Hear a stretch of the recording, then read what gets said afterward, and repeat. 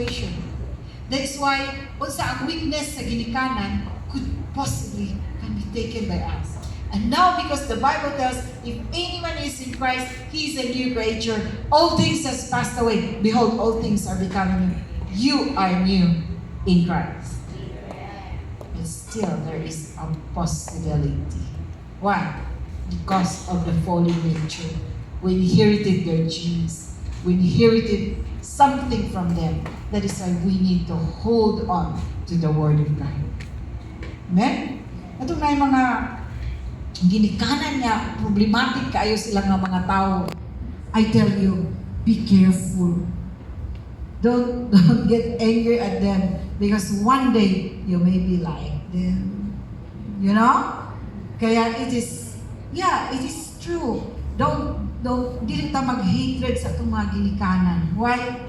Because we are the continuation of their lives. And we thank God, kung bad ilang sa ginikanan, at least the continuation is wonderful. Good. Amen? Ikaw ang good na continuation sa inyong ginikanan. It's very, very important to understand these things. And so, number 3, siguro, undang na lang ko ani dire. So let's open our, verse 18 of Ephesians chapter 1. Another that Paul uttered this word that adds wisdom, adds revelation. The number 3 is understanding. Okay, that's understanding. You know, we understand understanding is not brilliance also. We read in the Bible knowledge, understanding, wisdom, yeah? But understanding is actually, it is the heart responding. Okay, so let's open our Bible to Matthew 13:15. Let us know the word understanding. Matthew chapter 13, verse 15. Let's open this. For these people's heart has become closed. They hardly hear with their ears, and they have closed their eyes. Otherwise, they might see with their eyes, hear with their ears, understand with their hearts, and turn, and I would heal them. You know what? It says, if the heart is closed, the eyes cannot see, the ears cannot hear. Ano ba? And they have closed their eyes. Otherwise, if their eyes can see, and the ears are open, and their hearts understands, then they will turn to me. So in the Bible we see the next word is always related to the first word. That is why context. Now, the word understanding is related to the heart. Understand? So if your heart is closed, your eyes are closed, your ears are closed. If your heart is dumb, your eyes and your ears are dumb. Muna mga tanya kita, anong ka na may imong gibili? Di ba? Mga nanay nga ilang anak nangamin yung, anong ka na may imong gibili?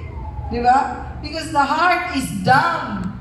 So the mind is dumb, the eyes is dumb, the ears is dumb, the ears are dumb. You know? Because it goes with the heart. So you say understanding is a matter of the heart. Munang God will add understanding. With the 2 qualities, He adds wisdom, revelation, understanding. Nice kayo, no? Na ang understanding is here. I just recall these things I learned in Israel.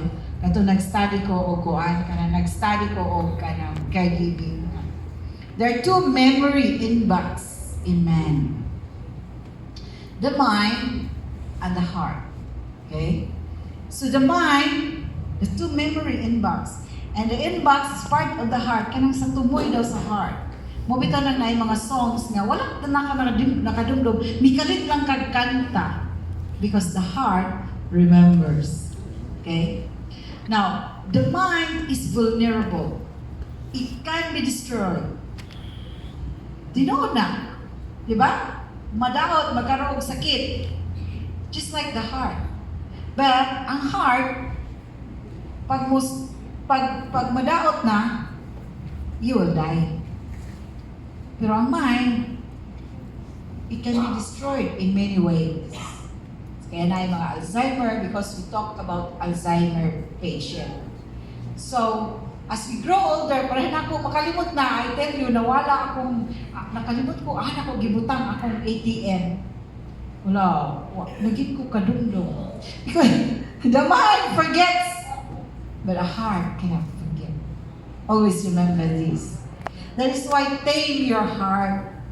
Kanang mga masukanon, tame na kay parang hindi mo madumduman pero wala kay smile. You know, the heart is very important. Ang heart importante gyud nga hinlo, maluluypon. Kay pag matiguang na ka, kung imo lang ipalisulagi imong mind, muna when you give heartily. When you love heartily, kay di lang sa mind. Kay ngano, pag matiguang na ka, mawala na imong pamuot. Ang mubuwa na lang what is in your heart. That's true. Because we are dealing with Alzheimer. Tinuod yun na. Kung ang buutan yun ka tao, buutan yun na pag matiguang. Iyang tame, iyang soul. Kaya kita kaayo, grabe ka sensitibo. Amen? Gamay lang nga stress ko dahil ka. Oh, baby. Istoryan ka di maayo, pagpagwapa. Di ba? Nga na ang hapon. Dili kay away diri, away dito, misunderstanding diri, misunderstanding. Tame the heart. Because the heart is the seat of life. It is the seat of your soul. And that is understanding. You know? You can't find understanding in the school. You can only find understanding in your heart. Amen. Munang na itong una ng mga bright, di yun magpalupig sa ministry. Pastora, kung saan man ang nidaog ka diri, pero napildi ka diri. Di ba? So we have to let the heart win when it comes to anger, when it comes to evil things, wicked things. Let our heart be filled with love. Moragin na. So, understanding. It is the heart's responding. And then number 4, the last, conscious, the great power and mighty strength. And you find that in Romans chapter 8:11.